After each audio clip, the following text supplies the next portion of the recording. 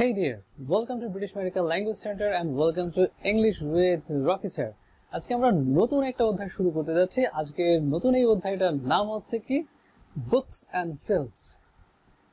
Books and Films. Related words and phrases. মানে হচ্ছে writing আর IELTS speaking টেস্টে কি করতে পারি? ইউজ করতে পারি। চলুন তাহলে শিখে নেওয়া যাক।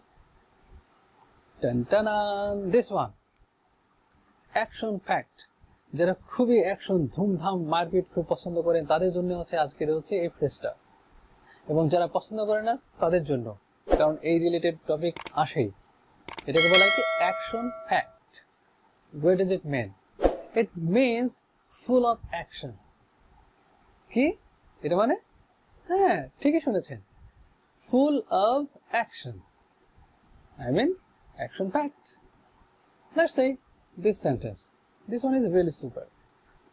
My friend loves action-packed movies. Probably that's why his favorite film is Terminator or Hercules.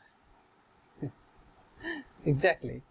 আমি সেটা আবার বলছি, my friend loves action-packed movies.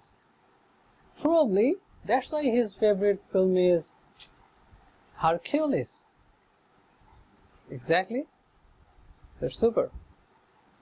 পরবর্তী যে আমাদের হচ্ছে ফ্রেজটা আসছে এটাও দুম দুম।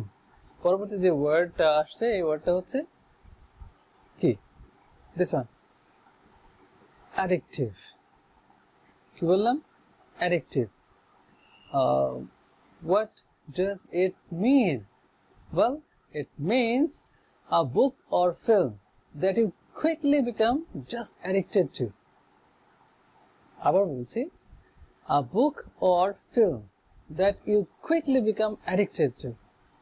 মানে একটা মুভি হতে পারে, একটা বই হতে পারে, যেটা আপনি পড়তে গিয়ে দেখছেন wow I really like it. মানে আপনি পড়া শুরু করেছেন, কয়টাতে শুরু করেছেন আর কয়টাতে শেষ করছেন এটা মনেই থাকে না। মানে মনে হচ্ছে যে বইয়ের ভিতরে ঢুকে গেছেন, মনে হচ্ছে সিনেমার ভিতরে চলে গেছেন, একদম এত মনোযোগ।